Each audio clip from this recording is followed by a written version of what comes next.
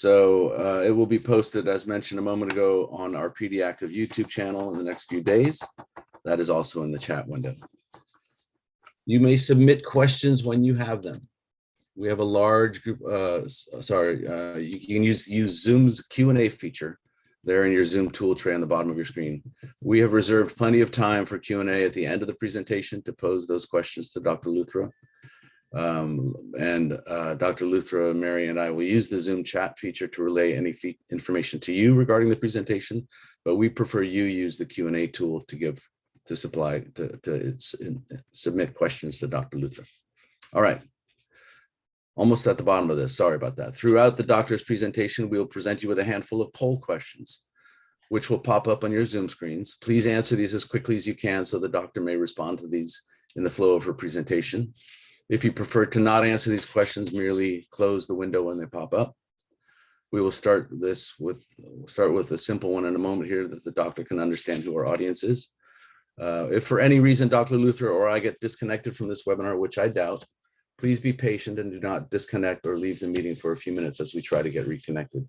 It's possible Mary may take over as host if I'm disconnected, but that has not happened yet. Finally, PD Active depends on donations to bring events like this to our members free of charge. And we remain grateful for your contributions. If you have not yet had a chance to make the suggested registration donation of $10 or $15 for this forum, that link has also been pasted into the chat window. So you'll see a pdactive.org/donate link there. Okay, enough of that. Here we go. Dr. Naiji Luthra joins us today to speak on the science and her research behind what we've all heard, that exercise is medicine for PD. I will give you all a short introduction here to the doctor's background and invite Dr. Luthra to expand on that as she wishes. And here is the link also in the chat window to her bio. Dr. Luthra is a neurologist at UCSF Health who cares for patients with Parkinson's disease, tremors, dystonia, ataxia, which is I didn't know about this one, a nervous system disorder that causes loss of coordination and slurred speech, and other movement disorders. She specializes in diagnosing these conditions and managing them using lifestyle changes, modifications, and botulinum. Is that pronounced correctly? Botulinum toxin, Botox. Botox, basically. She also uses surgical therapies such as deep brain stimulation. There's much more to cite for her great storied background, but in her free time, I'll say that Dr. Luthra likes cooking, traveling, and spending time with her family. So Dr. Luthra, welcome and thank you very much for taking precious time out of your family weekend to join us. Well, thank you so much for that lovely introduction. And really happy to be here to talk to you. Thank you for joining us on a Saturday. And I think based on the name of your group, maybe you already know enough about exercise, but hopefully you get to learn some new things about exercise or about Parkinson's disease. So I think everybody can hear us okay now. Yep, your audio is good and the screen is up nicely, your presentation. Great.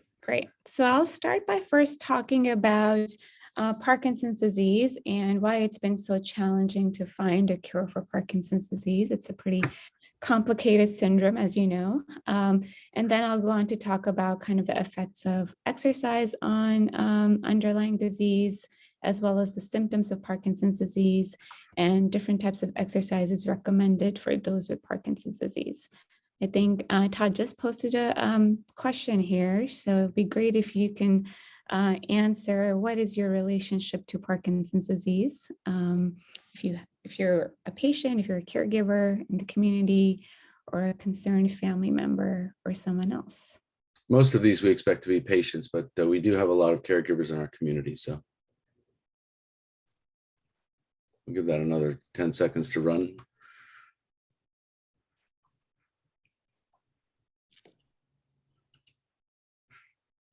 All right, helpful information. As we expected, mostly PWPs, but with some caregivers and even some concerned family members. So carry on, Dr. Luthra. Oh, great. All right. So Since most of you do have Parkinson's disease, I think you will probably understand this figure well, in that your Parkinson's is really kind of like an iceberg. There are symptoms on top, which is what the world sees or other people see, but you also have many, many other symptoms underneath that you're probably struggling with. So of course you have the motor symptoms of tremors, slowness, stiffness, changes in your walking or balance, but there's a whole host of other non-motor symptoms, including changes in memory and thinking, changes in mood, pain, changes in your urinary symptoms, constipation, sweating, changes in speech, drooling, basically anything you can think of, in the GI system, and with the bladder, with the autonomic system, such as lightheadedness or sweating, is affected in Parkinson's disease. And that is a huge part of why it's been so challenging to find a cure for Parkinson's disease, because it's not just one symptom. It's not even just motor symptoms. It's such a whole complex of syndromes that we're trying to treat. They do call And it the melting pot disease, right? yes, exactly. And not everybody has the same symptoms. Some may never have some of these symptoms, and some people may have majority non-motor symptoms and only a little bit of motor symptoms, or vice versa. So that's why there are many faces of Parkinson's disease. Everybody's disease is different and unique to them, which is another reason why it's hard to find a cure for Parkinson's disease, but because the ultimate treatment, the ultimate, what we say, disease modifying treatment or whatever stops Parkinson's disease, is probably not going to be a one size fits all type of a treatment, because everybody is so different. And a lot of our understanding now about Parkinson's disease comes from PPMI, or Parkinson's Progression Markers Initiative, the Michael J. Fox Foundation study, which has now been ongoing for 10 plus years and has really been monumental in trying to identify markers that help predict who's going to get Parkinson's disease, or help predict how somebody's disease is going to progress, help identify the different types of Parkinson's disease. And finding these markers is really going to be a key to discovering new treatments for Parkinson's. Have people on this forum, have any of you participated in the PPMI study? Looks like 6 out of 50 or so respondents have, so that's a pretty good indicator. Great. Thank you for your participation, and I'll mention a little bit more about the study at the end. But one of the challenges to treating Parkinson's is first understanding these markers, or why everybody's disease is so different, so that we can find a cure for the disease. And another challenge about the disease is, as you know, that it starts years before the diagnosis. So on X, we have the time axis. On the X-axis, we have time, and on Y-axis, you have severity of the disease. And we'll make the dash line over here is when somebody is diagnosed with Parkinson's. And first, what actually leads you to see the doctor is probably your motor symptoms. You develop a tremor, or you notice that you're slower. So that's what leads you to go see the doctor, and the diagnosis is made. And those may be, like I said, some of these motor symptoms. However, we know that years before those symptoms, other symptoms start, what we call the non-motor symptoms of Parkinson's. And these may be constipation, or slowness of things moving in the GI tract, changes in sense of smell, or many people will have dream enactment behavior, or acting out your dreams at night. And these symptoms, as you see, start years before the motor symptoms, but you may not go see the doctor for these symptoms, so the diagnosis is delayed. But unfortunately, by the time the diagnosis is made, about 50 to 70% of the brain cells have already been lost. So you've lost a lot of time, by the time you diagnose Parkinson's disease.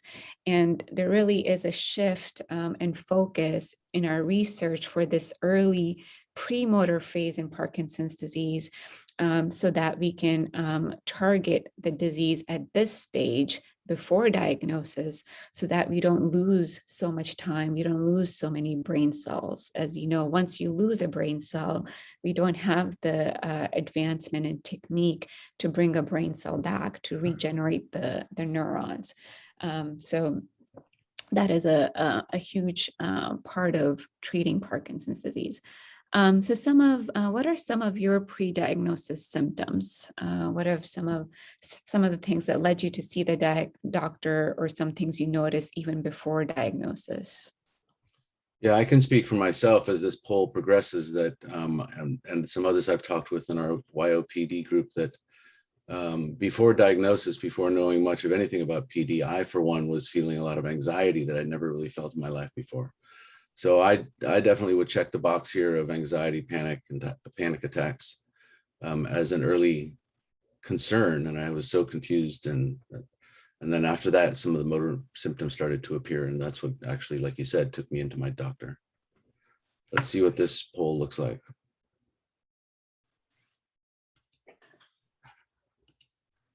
Just gives you an indication of, looks like mostly motor, but some sleep and loss of smell. Okay, carry on, doctor. Very interesting. Yeah.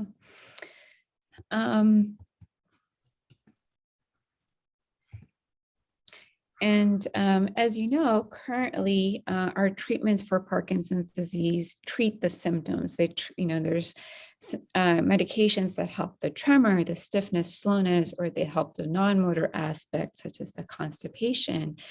And even though Parkinson's disease was originally described in 1817 by James Parkinson, levodopa was introduced in 1967, so over 50 years ago now, but it still remains the gold standard. It's still the medication that has the most robust benefit on the motor symptoms and some of the non-motor symptoms. And again, I think one of the reasons why it's been hard to find better treatments or treatments that slow down or reverse the disease is because there's so many things we're trying to target. And in addition to the symptoms, there are different ways that Parkinson's can happen. That's why, again, there's no one pathway that may cure Parkinson's disease.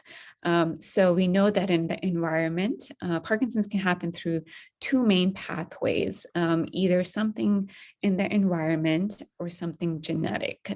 So in the environment, we know pesticides and solvents are some toxins that are very strongly linked to increasing the risk of developing Parkinson's disease. But there's a lot of unknown things that we don't know about in our environment that may increase our risk for Parkinson's disease.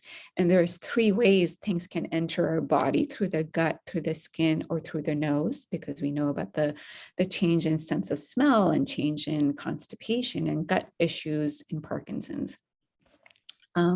And then there's the genetic tract. So only about 5% of people have the purely genetic type of Parkinson's disease, but the rest of the 95%, what we call sporadic Parkinson's disease, they may have certain predispositions to getting Parkinson's disease. So there may be slight variations in your genetic makeup that slightly increase your risk of developing Parkinson's, but that by itself, it may not be enough to cause Parkinson's disease, but that along with something in the environment or something specific to your life experience brings on the disease. And the disease pathways, there are several different ways that the disease progresses. There are things that we see at the brain level. For example, oxidative stress, which I like to call basically accelerated aging. So your brain cell rotting away more quickly than you would want it to. And then there's defective mitochondria. Mitochondria are kind of the powerhouses of the cell. That's what provides the brain cells energy to function, to survive. But we know there's defective pathways within the mitochondria that, again, make the cells die. And then there's this protein, this alpha-synuclein protein in Parkinson's disease that we know starts misbehaving and clumping together and forming what we call Lewy bodies. And that is something that you start seeing in the brain cells of people with Parkinson's disease. And there's inflammation happening in the brain of people with Parkinson's disease. So there's a lot of different things happening, and we don't know which one is the chicken, which one is the egg, and which also some people may have more of one pathway versus the other. But ultimately, you see loss of brain cells, which leads to the motor symptoms of Parkinson's disease and the diagnosis. But because there's so many things happening, again, there's no one treatment that may help Parkinson's disease. The spread of the toxic protein that I mentioned, appearance of Lewy bodies, at least we know that in everybody, we do see kind of the spread of Lewy bodies, and that's kind of critical to the diagnosis of Parkinson's disease. So even before diagnosis, you already start having it a little bit in the brain, usually in the lower parts of the brain. Then by the time the motor symptoms appear, again, in pink is kind of this appearance of Lewy bodies, you start seeing more of it. And then in the later stages of Parkinson's disease, it really spreads to all different parts of the brain. And this is also when cognition is affected. So we know it's a progressive disease, and at least in everybody, it's progressing in this way. But again, what is the pathway that's predominantly affected is something that's still not clear. Do all Parkinson's cases develop Lewy body disease? That's part of the diagnostic criteria. Now, of course, that is something that you can't visualize until somebody has passed away and you do an autopsy. But we know from our studies of prior autopsy studies that everybody who has Parkinson's has Lewy bodies. That is a hallmark of the disease. Now, people who have other types of Parkinsonism, like dementia with Lewy bodies, they have a different pattern of how the Lewy bodies spread. So in Parkinson's, it spreads kind of, from the bottom, and then it goes in the middle of the brain and to the top of the brain. But in someone like dementia with Lewy bodies, it may actually happen more in the top of the brain. So that's why they have a lot of cognitive issues and other issues, and it's more severe. So they both have Lewy bodies, but it's how it spreads that's different. And then, not to digress into DBS, but if you go back to that slide there with the 3 brain progression, can DBS be used to attack? I mean, I suppose when someone goes in for a DBS assessment, that they're telling them what their symptoms are, and that might dictate where the DBS receptors are placed in the brain to deal with whether it's just dementia at the top of the brain versus creating more dopamine from the back of the brain. Does that make sense? Yeah, it's hard to, again, it's hard for people to correlate what's happening at the level of the brain, again, because we don't have a way to visualize Lewy bodies yet. So we go mostly by symptoms. Like you said, what is the burden of their motor symptoms? What is the burden of their cognitive symptoms? And based on that, it may affect which target you use for deep brain stimulation. Okay, thank you. And like we were saying earlier, the medications we have, they don't actually slow down the disease. Even studies have looked at antioxidants because, like I mentioned, there's such a big component of oxidative stress.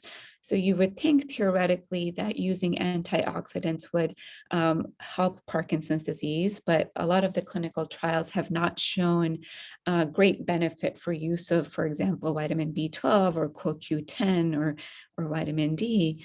And a lot of the therapies currently in trial are trying to target individual mechanisms. For example, there are trials against alpha-synuclein, using vaccines against alpha-synuclein, or there might be a medication to try to target the mitochondrial deficits, or an anti-inflammatory medication, or medications to try to promote cell survival. So, the trials can only look at one pathway because they have one drug that can target one of these pathways.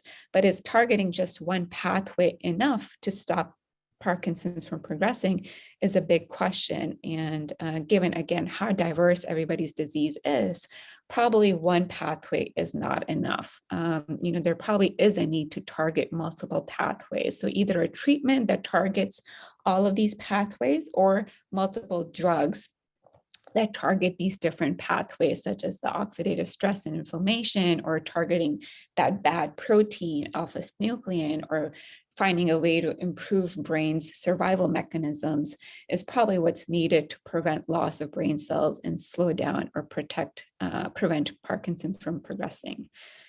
And that's where exercise comes in. So, like I said, we don't have a medication that can kind of stop Parkinson's, but we do know from our studies that exercise, at least, has been shown to slow down progression of Parkinson's disease. And one theory for that is that, exercise has so many good benefits, and maybe exercise is targeting all of these pathways. And maybe that is one reason why exercise has the potential of slowing down progression in Parkinson's disease. And we'll go more into different types of exercises in a minute, but would love to hear what people are doing currently in terms of their exercise regimen. What are some of these activities that you guys are doing? I've put a poll up, folks, so have a look at that if you haven't seen it yet.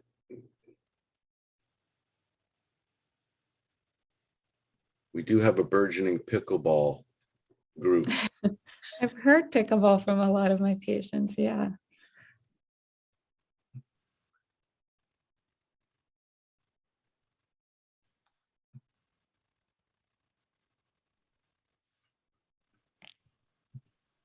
This is actually a three-part question that I didn't really mean to thread all together, so they're answering all of them, which is terrific. Oh, I see. So the first one is what their most common form of exercise is that they employ. What improvements have you noticed? And which of these important domains that you cite in an upcoming slide are you trying to mix into your regimen? So that's good. Let's publish that. And then Dr. Luther, you can scroll down. A lot of walking and hiking, it seems. Yes. A lot of yoga, Tai Chi, Pilates, boxing, dance, a great variety. That's great. And people have definitely noticed, most people have noticed improvement in motor symptoms or just feeling better. It seems like majority people do aerobic strength, and also balance agility is right up there, as well as stretching. So great mix. Yeah, like I said, Yeah, I think this group is already very active. So I don't know if I'm going to make much of a difference here, but well, this just lets you know what the group is shaped of. So yeah, that's amazing. Would you say there's anything in common that would make a particular exercise type more effective than, say, let's say Pilates versus walking? Yeah, well, we'll talk a little bit about that. I think it's important to note that they target different things and they have different types of benefits, and that's why it's good to have a variety. And we'll talk about how it's important to kind of mix it up. So first, I think it's important to distinguish physical activity from exercise. So physical activity is any type of movement done by your muscles that results in spending energy. This may be household work, chores, or leisure activities, just walking, or sports-related activities. Whereas exercise is a very specific type of physical activity. And these are activities that are planned and structured and repetitive and purposive in nature. And they're trying to improve something in particular, whether it's your stamina, whether it's your heart stamina, whether it's strength, or focus on specific muscles. And that's the part that's really been shown to be beneficial, this type of structured activity. And that's why it's important to distinguish that even though all activity is good, any type of physical activity is good, exercise in specific is the one that's beneficial. And this is a complicated slide, but let me walk you through this. So again, on the y-axis is your brain cells, your dopamine producing brain cells that we're losing in Parkinson's disease. And then on x-axis is your age, getting older. And a normal person, somebody without exercise, here in the blue line, black and blue line, even they lose some dopamine producing cells. But if a normal person exercises, they again improve their longevity. So they live longer and have less loss of brain cells. And then in the red is somebody vulnerable to getting Parkinson's disease. And the line over here is when they're diagnosed with Parkinson's disease. And at that point, their brain cells start degenerating more quickly and their mortality decreases. But again, if a vulnerable person starts doing preventative exercise, they also live longer and have less loss of brain cells. And the way that exercise may be having this benefit is through three ways. We'll talk about prevention, compensation, and neuroprotection. So these are the three ways it may have benefits. And there's a lot of things that exercise is doing at the level of the brain. So like I mentioned, inflammation is a big part in Parkinson's disease in the brain, and exercise does decrease that inflammatory mechanisms in the brain.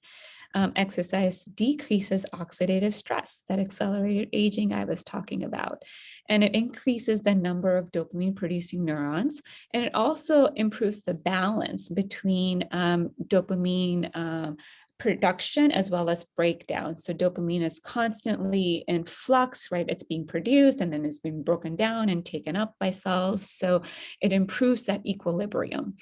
And then in symptoms, it improves both cognitive symptoms and motor symptoms. This is a great slide. This is really indicative of all the things that we know we want to suppress or improve. So yeah, all the different pathways we talked about, Yeah. that lead to Parkinson's. And really, that's a big reason why there's been such an increase in the number of studies on exercise in Parkinson's disease over the years, and especially from 2018 to now, 2021 even, there's been a continued increase. And we're really trying to figure out what are the symptoms that improve, what type of exercise is best. There's so much out there, like Mary was saying, there's so many different exercise modalities, but what is best for your specific Parkinson's disease? And then most of all, the billion-dollar question is, what are the mechanisms by which exercise exerts its benefits? Because if we could understand that, then we could use those pathways to create new drugs for people who can't exercise or for people whose disease has progressed, so that physically they're limited in what they can do. So there is definitely a lot more interest in exercise in Parkinson's. Prevention, like I mentioned, was one big thing. And we talked about prevention at the level of the brain. So again, preventing loss of the brain cells, but also physically, exercise is important for avoiding falls and fractures. We know that medications and DBS don't have a great benefit on balance. They're actually not great for helping balance, but exercise and specific types of exercises can really help target balance. Avoid cardiovascular disease. So not that Parkinson's increases your risk of cardiovascular disease, but as we get older, of course, that is also happening, where our chance of heart attack or getting a stroke is increasing. And by preventing that, it just prevents another disability that somebody may have with Parkinson's disease. Avoiding depression or loneliness has its own benefits on the brain, and exercise helps with that. And then pain is a big component in many people with Parkinson's disease, and regular exercise can help prevent back pain or other types of pain.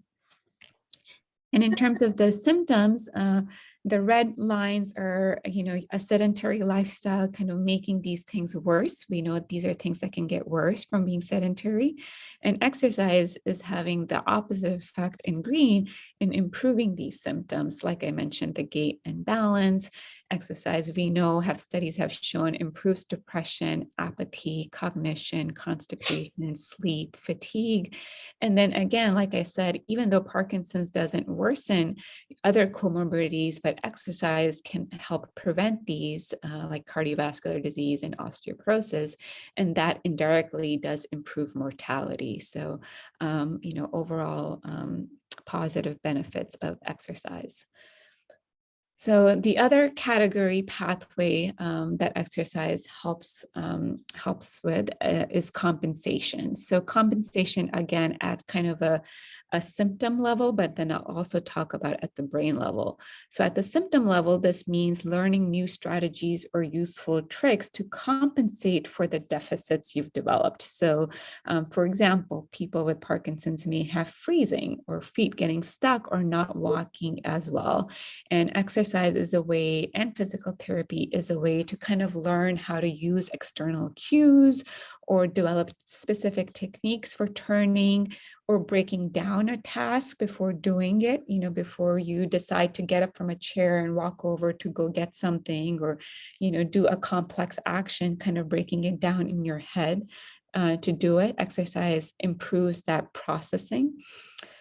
Or how to get started with walking for people who have freezing can be a challenge, but exercise or physical therapy may help you learn new strategies or ways to compensate for that type of freezing. Again, it is not a great symptom that medication or DBS can target, but something that specifically exercise or physical therapy may be helpful for. And then at the level of the brain, this is really important because, like I mentioned, there's a long pause between when cell loss begins and when somebody is diagnosed with Parkinson's disease.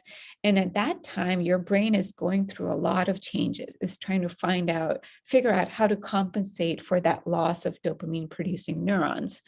And this is, something that's you've probably seen in the news everywhere, the term neuroplasticity, or, can we rewire our brain?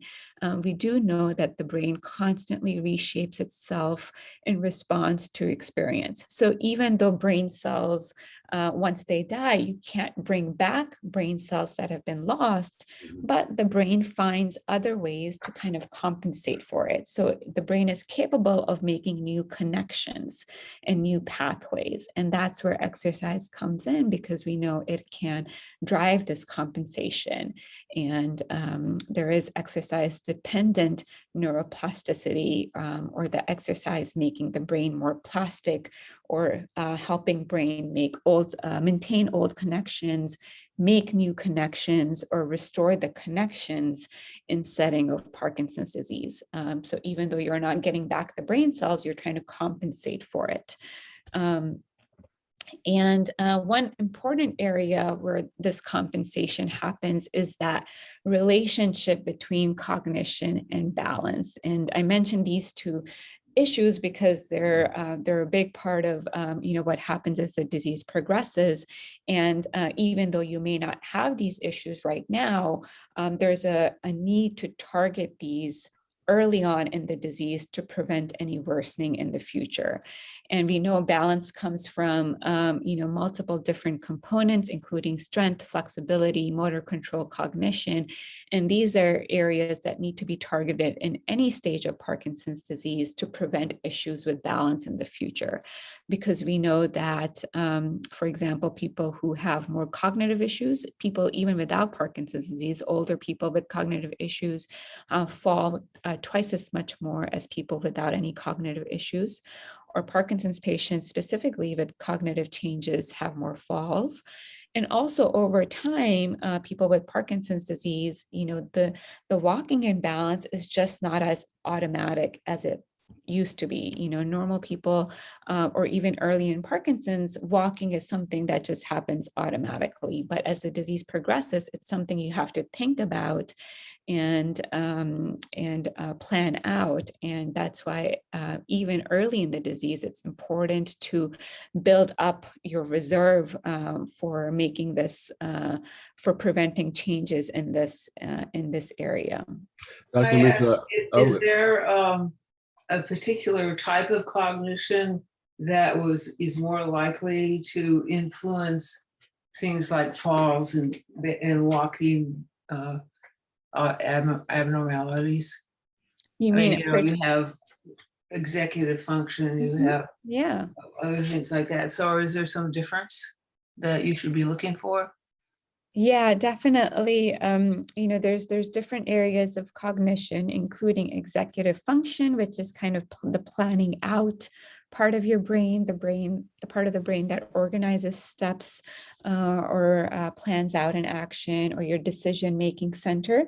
There's visual spatial, kind of seeing things in space, your brain processing where things are in space. And those are two areas that are particularly affected in Parkinson's, very specific to Parkinson's, and areas that are affected early in the disease, and do have a strong link with falls. Part of that is, again, just the brain not paying attention to it, to what's happening. And the other part is those are also areas that link to more issues later on in the disease with developing dementia. So early executive function problems can increase your risk of developing dementia later in the disease. And dementia is kind of a global, where your cognition is affected in all areas, and that, of course, increases fall risks. So again, targeting those areas of cognition early with specific types of exercise can help prevent falls in the future, can help prevent development of dementia in the future. And Dr. Luther, this brings up another good parallel point that one of our listeners, Linda, chimed in with. We've talked mostly so far about exercising the body to try to beat back the symptoms, whether motor or non. Linda says, does it help to do brain training? So to exercise the brain, not just the body and the muscles and the joints, to help us stave off some of these developments. Yeah, for sure. And I think, there's less, probably less guidelines for that out there, right? People don't have a great training program for like cognitive exercises. There's definitely some things out there with, with crossword puzzles and Sudoku and other things. And we do know that challenging the brain with those types of exercises is good in Parkinson's. But again, how much you should do, what you should do, that is not quite clear yet. And there is, again, a lot more done on those guidelines for exercise, because there's just been more research on that. But that is another area that we probably need to do a better job in terms of figuring out, a specific program for people with Parkinson's disease. What is helpful? Yeah. And I will chime in and let the folks watching know that if you don't know this, PD Active does offer a terrific program on brain training with Steph. I'm blanking on her last name. I've taken it a couple of times and it's very good. So check out the pdactive.org programs page for more on that. Yeah, for sure. I have one other question to interrupt with. I'm sorry, but you're hitting a good mother lode area here for these listeners. Linda, same Linda, also wondering what percentage of people, so this is referring to a couple slides prior, what percentage of people with PD get Lewy body dementia? Yeah, so well, I do want to clarify, Lewy body dementia, I would say, is a specific type of Parkinsonism. So separate than Parkinson's disease. There's the Lewy body dementia, or dementia with Lewy bodies, is a different syndrome where dementia starts, within 1 or 2 years of diagnosis. Parkinson's disease patients are at risk of developing Parkinson's dementia. Separating out the term Lewy bodies, I know it can get confusing because you also have Lewy bodies in Parkinson's, but still. You know, it's I don't want to say this because I feel like it makes people worry about the future, but you know, research shows that anywhere from 60 to 80% of people with Parkinson's can develop dementia or can go on to develop dementia. But it's, again, it's so variable person to person, and it's so variable in terms of lifestyle and what else you're doing. But there is definitely a strong risk of developing dementia as the disease progresses, especially, you know, 10 years after disease onset or disease diagnosis. And that's why things need to change early. We need to intervene early to prevent a lot of these changes, which are sometimes more debilitating than the motor symptoms of the disease, right? Yeah. All right. Well, thanks for those interruptions, but there was some poignant contextual stuff there. So carry on. Yeah, for sure. I wanted to introduce the concept of dual tasking, but because this is something that is increasingly recommended as part of your exercise training. So dual tasking is, you know, just trying to do two things at once. So for example, looking at a phone and walking, not that I recommend that, but, you know, or walking your dog while walking, or carrying something while walking, you know, or even just thinking of something while walking. And we know that is more difficult for people with Parkinson's disease. Another reason why you need more attention to walk and balance is because people with Parkinson's have reduced working memory or executive function, like we were saying. They have difficulty switching between tasks, and therefore they may not prioritize balance because they're thinking about something else. And because they're not able to dual task, this increases risk of falls or just slows your walking. If you're trying to do two things at once, your speed of walking is going to be slower as opposed to if you were just walking, right? But this is an area that we want to target in exercise because dual tasking is actually good. We do want you to try to do that. And we know that, you know, in red and orange here are people who don't have Parkinson's disease, and the blues are people who have Parkinson's disease. And light blue is somebody with cognitive changes, whereas dark blue is somebody without cognitive changes. But people who have cognitive changes, again, their speed of walking is less than people who don't have cognitive changes. Their balance is more affected, again, because they have less ability to try to do two things at once. But if you start doing dual tasking or do specific training in that, your speed of walking does actually improve. So in this study, for example, pre-train, this is like 7 people here, and this is them pre-training, and this is them post-training, and you can see that, you know, if they do the specific cognitive training, their speed of walking goes up. Even after they stop the training for 30 days, there is this lingering benefit with improved speed. And this is, again, important because it's challenging your brain to try to do two things at once. And this is important not just for gait speed, but also for balance, for enhancing your balance. What are some other good examples of dual tasking? Say if I'm a big walker and I like to listen to music, would that count as dual tasking? I would say listening to music is more passive, right? Yes, I'm belting out the but like, lyrics, right? for example, here they had people keep subtracting 3. So, you know, if you start at 100, 197, you know, 94, like keep doing that in your head while you're walking, right? So that was the training they did. So something that's specifically challenging your brain. And this is, again, you know, something better done with the physical therapist, or like I'll mention, specific type of exercises. Just do this without you knowing that you may actually be doing dual tasking. We'll talk about some exercises that are already doing this. I would encourage you to do those exercises. But just a little bit more background. For example, you know, we know that this is mice, brains of mice. But if you have a mouse, just run a regular spinning wheel. You can see that the spaces between the spokes are the same. So they're doing a simple aerobic exercise, and it's still having a good benefit. You're seeing more red, which is more blood flow to areas of the brain involved in thinking and executive function, for example.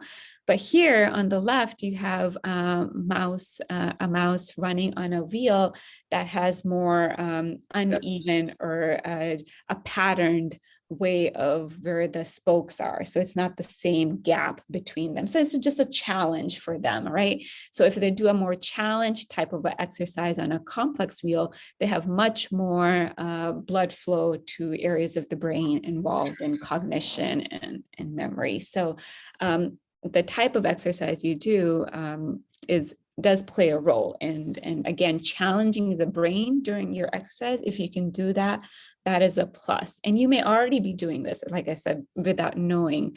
So for example, dance, Tai Chi, rock steady are a few examples that really try to get you to think while you're moving, right? Because you're trying to follow a pattern of activity, or you're trying to remember a sequence, or, you know, specifically in boxing, you're trying to focus on so many different things, kind of where that punch is going, what your feet are doing at that time, you know, the speed of your movement, things like that. So it's really challenging your cognition and your balance. And like I said, that has a very positive effect on future prevention of falls or future prevention of dementia.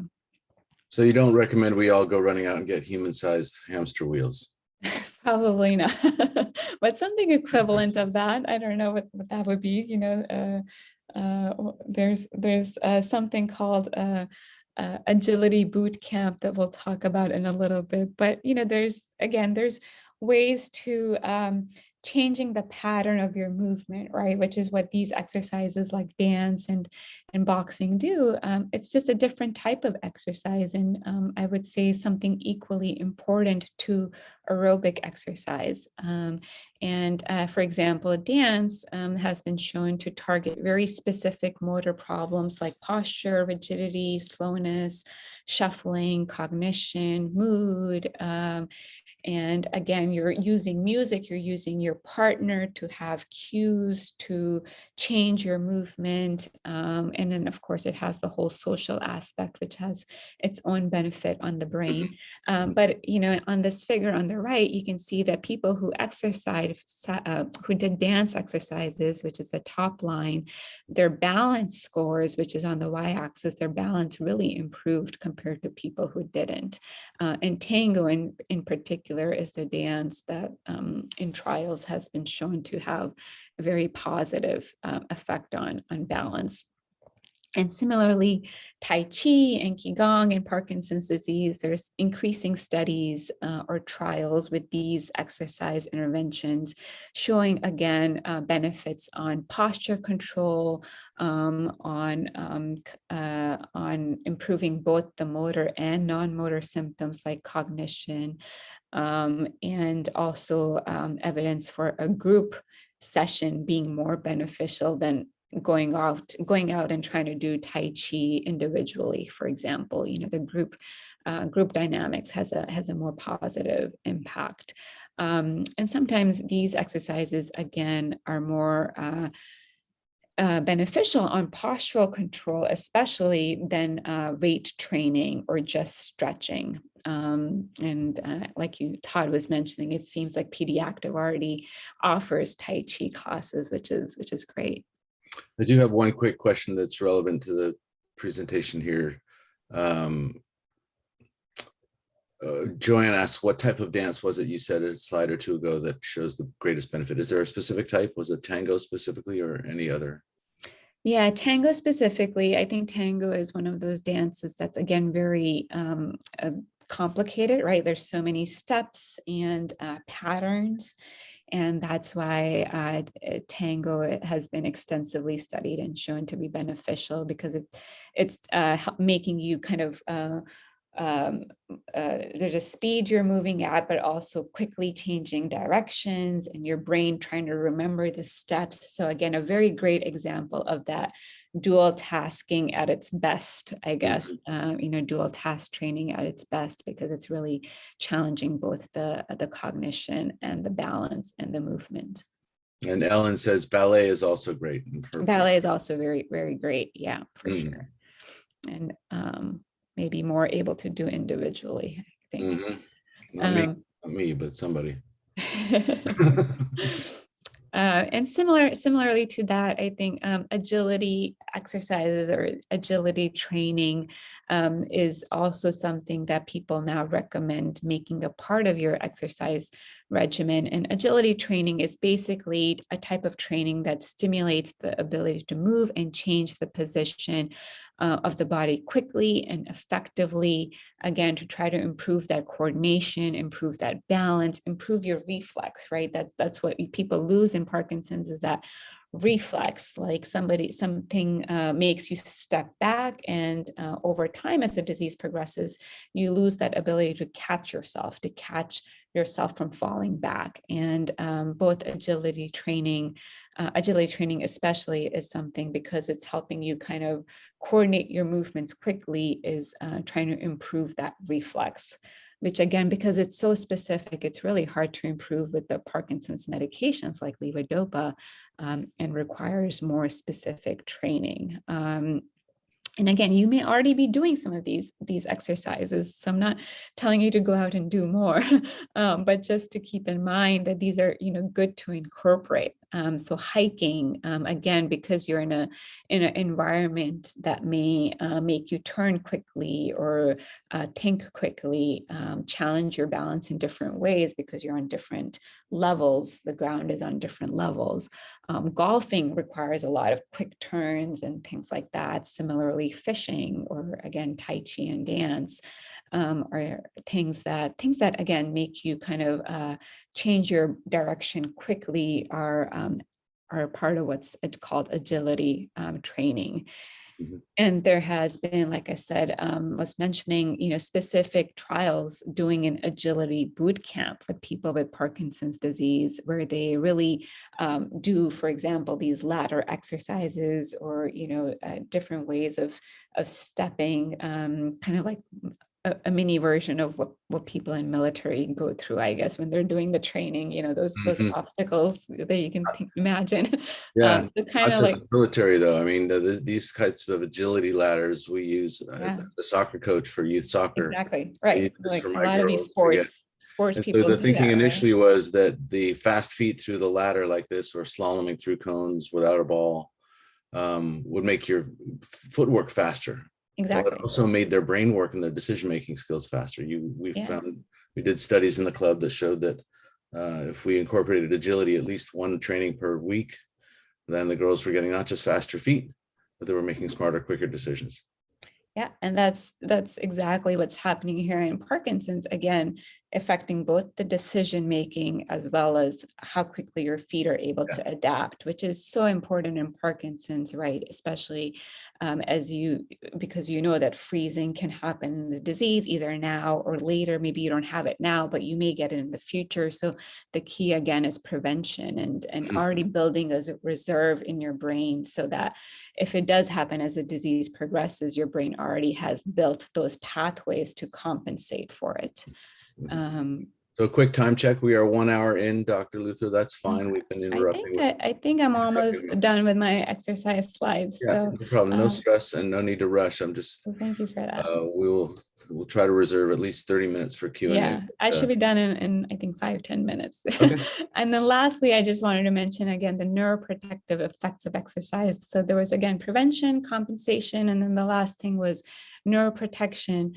And that exercise, we know from our studies, does so by decreasing loss of the dopamine producing cells, so preserving what brain cells you have left. Or if you don't have Parkinson's yet, again, it's preventing development of Parkinson's disease by preserving these brain cells. It increases dopamine release in the nerve terminal. So that's why some people, early in the disease, they say, oh, I don't need any medications yet, because I feel that when I exercise, my tremor is better, or I exercise, my symptoms feel better.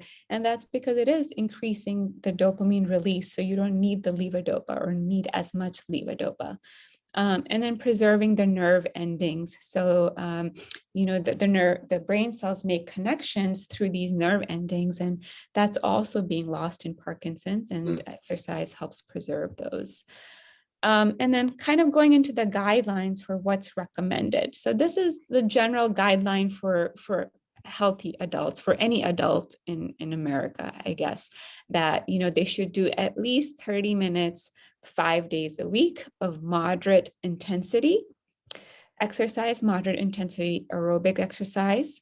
And at least 3 of the days for 25 minutes, you should do vigorous aerobic exercise. And a combination also of not just moderate to high intensity, but also muscle strength training. So something to build your muscle strength, like weights and things like that. And to modify that for people with Parkinson's, this is what the Parkinson's Foundation recommends, that in total, trying to do 2.5 hours or 150 minutes of moderate to vigorous exercise per week across 4 domains. So we talked about, we've spent a lot of time talking about balance and agility, but also, of course, I think you guys already know, doing something aerobic, something that gets your heart rate going. So that's where the vigorous comes in, something that really gets your heart rate going. And we'll talk about what that heart rate should be. Strength training, again, to build, that's kind of with the weights or your own body weight or with weights. And then stretching. So 4 different areas that should be targeted. And then even the foundation recommends meeting with a physical therapist, and you don't have to wait till late in the disease, even meeting with a therapist early on to somebody especially specialized in Parkinson's, to kind of get your own exercise prescription, I guess, to know what you should be doing, because it varies depending on the stage of your disease. So early in Parkinson's, we recommend doing sports and agility training, doing aerobic, doing strength, doing the mental dual task training we were talking about. Later in the disease, if you're more limited, it may be more walking, but with walking, learning those transitions, learning tricks, fall prevention.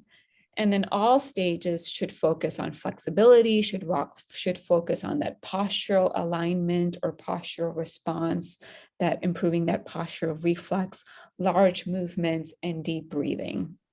Can I ask a question? Mm-hmm. How does this, you're talking about exercise recommendations that are sort of generic to the population, not specific to Parkinson's, and maybe heavily influenced by cardiovascular practice. And then there's requirements or suggestions for more vigorous activity. How does this apply in the context of older populations, people over 65, 70? Are they going to be able to do these things? No, so that's why, again, this slide is good, right? Because we're talking like early on when you can do those activities, do them. Definitely the intensity matters a lot. And of course, you're going to be limited based on the stage of your disease. But people who haven't been diagnosed yet or early in the disease, doing that high intensity exercise is really key to preserving those brain cells. Later on, of course, you can't do that type of a vigorous activity, but you still want to focus on, again, modifying that, doing what you can, right? Doing the intensity that you can do, and really focusing on preventing falls and learning tricks and walking, or, instead of doing a hike outdoors, it might be more on a treadmill at a pace that you can do. And this is also where a physical therapist is really important, because again, there is no one exercise prescription for everyone. It really depends on your disease, your age, your symptoms, what affects you more in the disease. And seeing a therapist at least once a year even, is important to keep modifying that program, or knowing what you should be doing and what your body can do safely, because safety, of course, is key. And the PT would take into consideration any comorbidities that you would limit any movement issues and exercise problems. So they'll design a PT program built around what your current physical needs are as well. Exactly. And yeah, Mary, very, very important, because like you said, it's, vigorous activity doesn't apply to people who may be older or just unable to do it because of their disease. It might. I mean, might. I think there are not necessarily the case that older people are not able, but they may begin in the training program. It may begin as a lower bar. Mhm. Exactly. And it requires them to have more support, for example, from a PT or whatever is doing their Tai Chi teacher. Exactly. Yeah. And I don't think I put this in any of my slides, but this goes without saying that safety is key, right? So not doing something you've never done before, especially later in the disease. Supervision, when you're trying to do something new or trying to really see what your body can do, again, working with a therapist. And you may think that physical therapy is more, I'm more advanced, or I need a walker, or, it's for that specific thing. And yes, it is for that, but a therapist, even early on in the disease, is very important, because they can, again, help direct you in what types of exercise you should be doing. So they're helpful at any stage of the disease. And if you haven't met with one yet, I would recommend it. So these are the different areas we talked about. Some sort of cardio, something that gets your heart rate up. So it could be something very intense, like a bike ride or high intensity treadmill, or it can be a walk for people who can't do something quite that intense. Something strength training. Again, these could be seated strength training exercises. You could do chair weight exercises, or something more intense at a gym. Flexibility, balance, we talked about. This, I put this in just because I know you'll have a copy of the slides, so you can see kind of where these exercises fall into, kind of what category, if Right. that's something that's I can interesting. see that being put up on their fridge. Yeah. And then, here, this again, I just can't emphasize our specialized physical therapists enough, that, they really do make a difference who your therapist is. Somebody who knows about Parkinson's versus who doesn't know about Parkinson's. There's, much more much more benefit from a specialized physical therapist. And Dr. Luther, what do those parenthetical references mean? N equals 2129. So these are, so how many people had Parkinson's related complications, like admission or orthopedic injury or pneumonia, people who were getting usual PT versus specialized PT. So the number is kind of the number of people, and the percentage is the. I gotcha. So number of people responding was 2,000. Yeah, so parentheses is for example, this is the expense. So anyways, and then, so just want to end with some take-home messages. We talked about exercise, different types of exercises, and the intensity of exercise matters. And again, this is something, if you don't know how to do this, calculating your maximum heart rate, it's something you could work with the therapist with as well. But how hard you work makes a difference. And no matter what stage of disease you're in, trying to do at least a few days a week, or trying to do what the maximum that you can do in terms of the intensity. In general, for people who can do it, 65 to 80% of your maximum heart rate is what's recommended. And on the higher range, 80-85% has recently been shown to even have more benefit than 60 to 65% of your maximum heart rate. Doing something challenging, again, trying to make your brain think while you're exercising. So like things with rock steady or agility exercise training or something. Key is to do something that you'll do. So you want to do something that will make you keep coming back to it, because you don't want to do something for a week and then never do it again. So doing something you love, and then mixing up different types of things. If you're doing Pilates one day, doing aerobic another day, kind of building different skills with each one of them, and trying to do 5 times a week for at least 30 minutes. And like I said, see a therapist if to get some more guidance. I'll leave these on the slide show for you to look at later, the resources. I also just wanted to mention quickly that we do have a phase 3 exercise trial for Parkinson's disease, for which we're recruiting at UCSF. It's an NIH study, and it's looking for people with early Parkinson's disease. So this may not apply to everybody, but people who are just within a few years of diagnosis and not already doing intense exercise. If you're already working out on your own 5 days a week, then you probably can't do this trial. But if you're looking for a structured program and currently not on any Parkinson's medication, this may be a good trial for you to consider. Are any of you interested in participating or learning about this clinical trial? Well, thank you, Todd, for putting that up. Thought you might like that.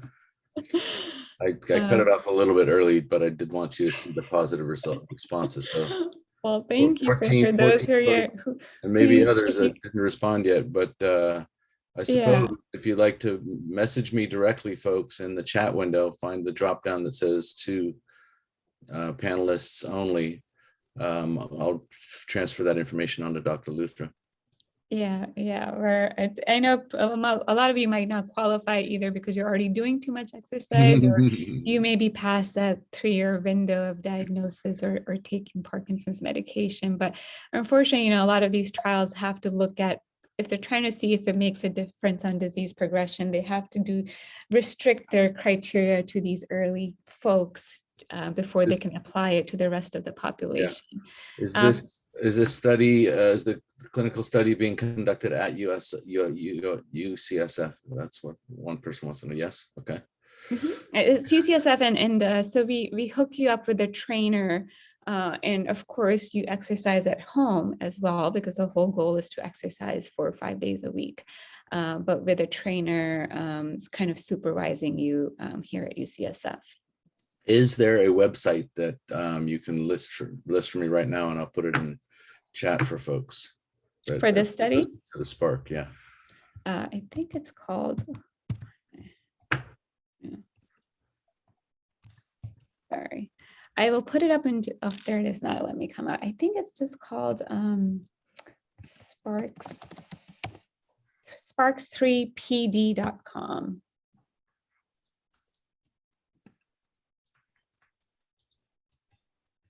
Sparks3pd.com. Okay, I'll put that in the chat so you can carry on. Yeah, and the name I put there is our contact specifically at UCSF. Okay. And I'm the investigator for that study. And then PPMI we mentioned earlier, if somebody's interested, or if you have a healthy volunteer or a partner who wants to contribute to our understanding of Parkinson's disease.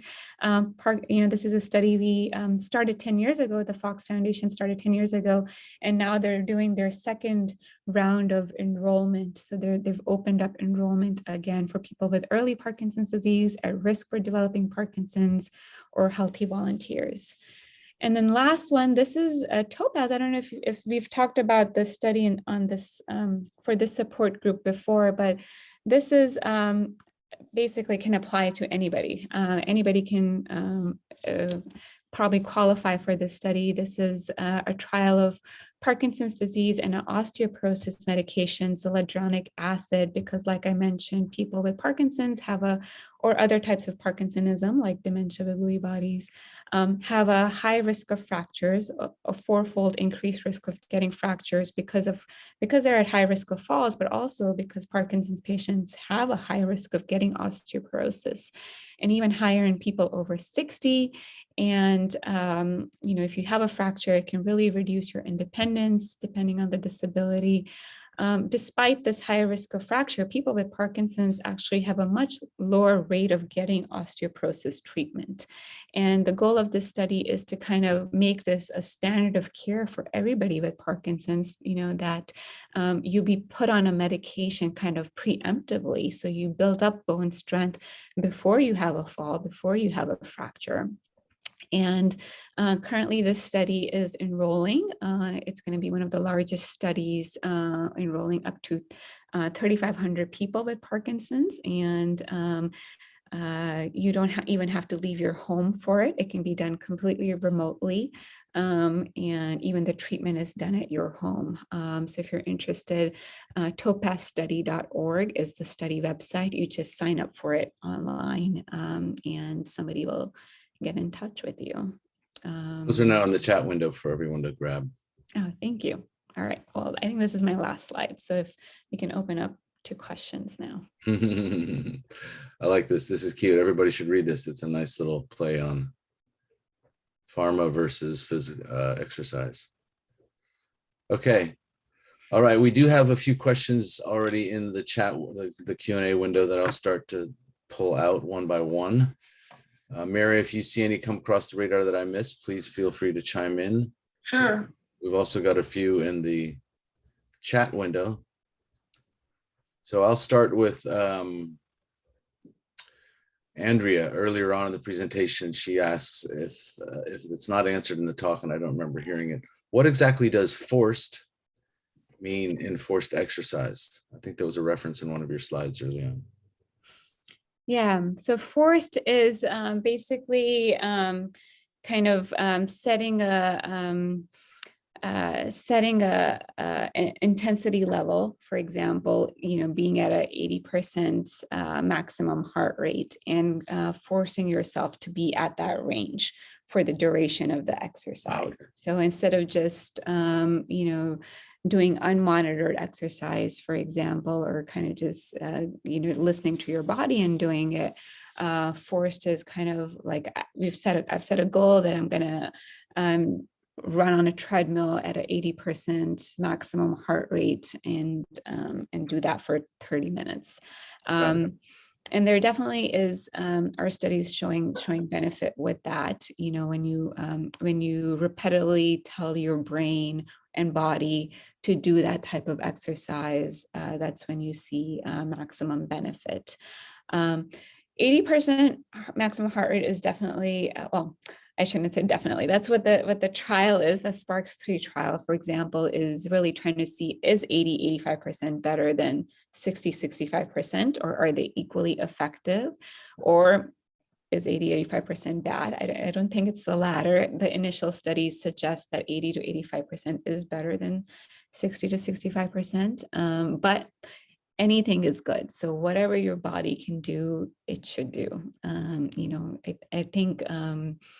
I think putting safety at risk, or if it's exhausting to do 80 to 85%, then you probably don't want to do that. That may have negative consequences. But yeah. Good. That answers your second question. Good. And then I think, Andrea, I don't know if you were part of this study. I think maybe you were, EPI 589. Yeah, so that was a mitochondrial drug trial in Parkinson's disease. For those of you who don't know, it was like, remember I had mentioned earlier that mitochondria is the energy powerhouse for our cells and keeps the cells alive and gives them energy. And because that is defective in Parkinson's, there are trials looking at how to improve that aspect. And EPI 589 was one of these molecules that improves mitochondrial function. And unfortunately, we haven't heard much progress on that. So they haven't come back with repeated trials for that. So I don't know if they didn't find a difference in the very initial brief study that they did.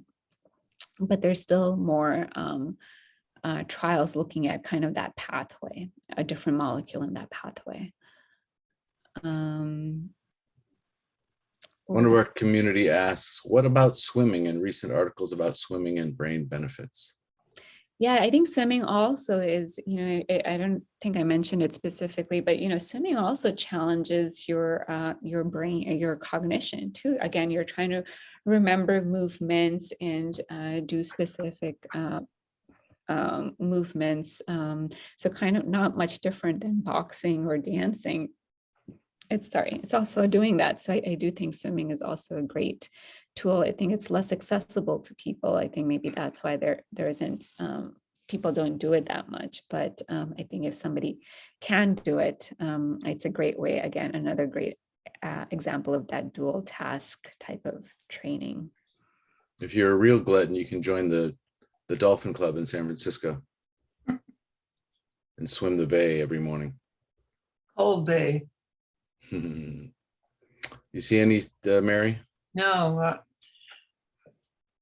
Somebody said the key in getting this stuff recognizes treatment and therefore reimbursed. I'm not sure what that is about. It sounds like people are not. Yeah, I think it's a good point. It's like you said, if we're calling exercise medicine, there should be a way for insurance to pay for a therapist who works with you or a trainer, right? I think that's what they're trying to say, because it's expensive. Yeah, I mean, I agree. These exercise classes are expensive. Gym membership is expensive. Not everybody can do that. And I have had some studies that were not permitted to be reimbursed because they're paid for by the federal government.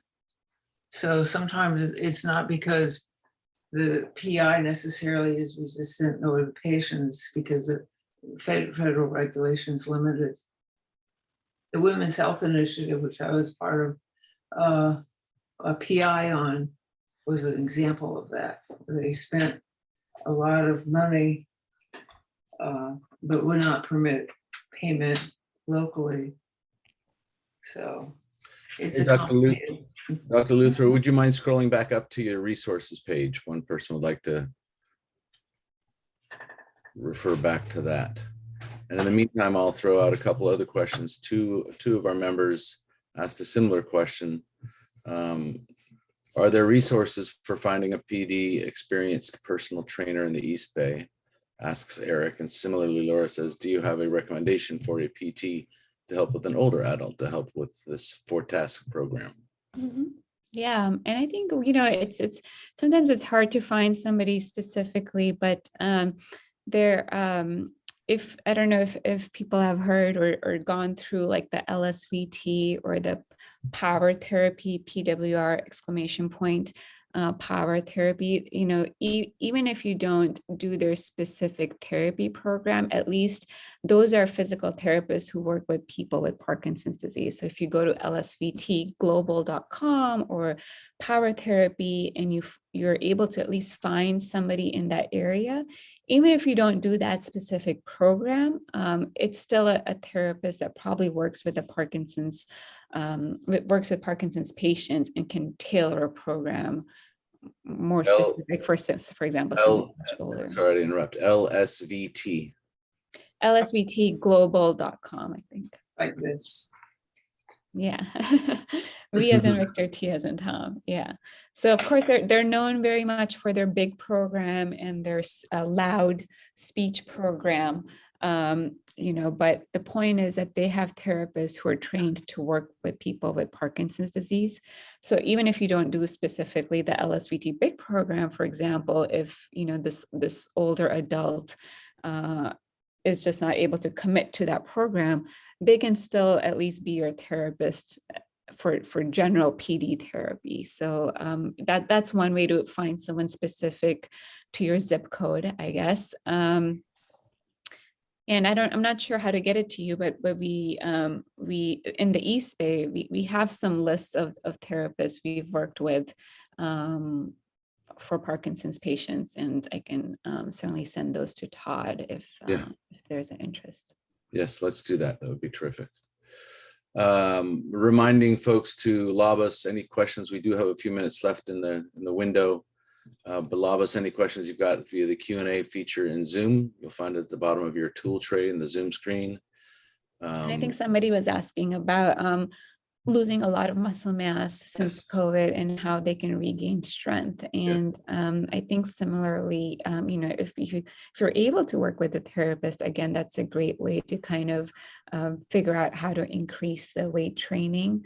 But it seems like for somebody like you may want to do both a little bit of strength training or weight training, as well as walking and gradually increasing the walking. Walking an hour a day is a great.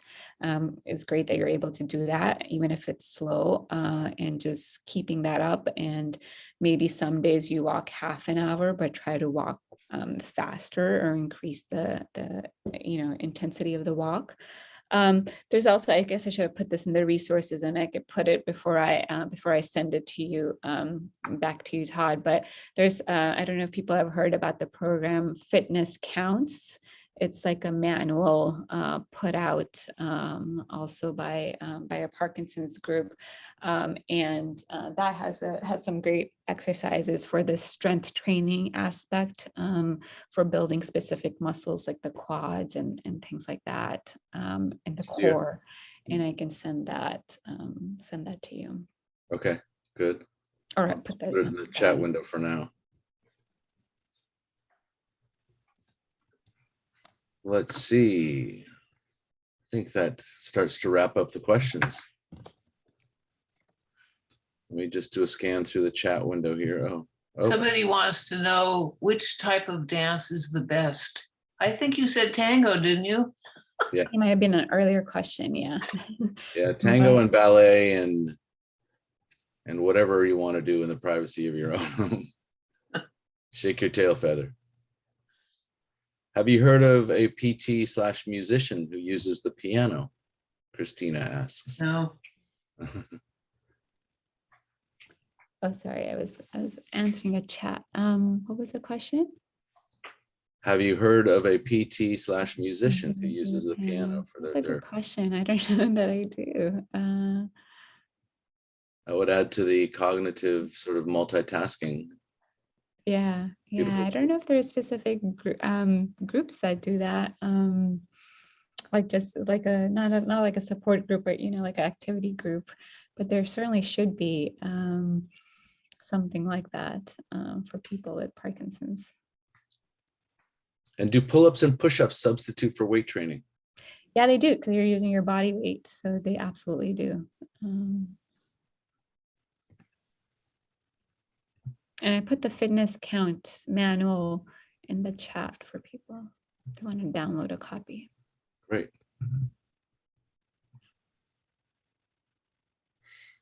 Well, I think that starts to exhaust the list. There may be some others trickling in. Somebody asked if this is being recorded for later viewing. I'll repeat, it is being recorded right now. So the full presentation video will be available on our YouTube channel, the PDactive YouTube channel. See the chat window where I've pasted that in a couple of different times. In fact, there's a small block of administrative links that I've copied into chat a couple times. And as Dr. Luthra later throughout the course of the next week or so gets me further links and resources that we've talked about here, we will make those available in either an email out to everyone and a follow-up, or on the pdactive.org website. I think that's it. So Dr. Luthra, allow me to say a big thank you on behalf of the PDactive board and all of our members and our attendees. That it was very nice hearing from you. You have a lot of knowledge on a topic that we're all very, very close to. I do remember when I was diagnosed 4 years ago, the first thing, I mean, other than the shocking news itself, the first thing the guy said was, I said, how do I fix, I said, how do I fix this? How do I prevent this from getting worse? And he said, exercise is medicine, period, stop.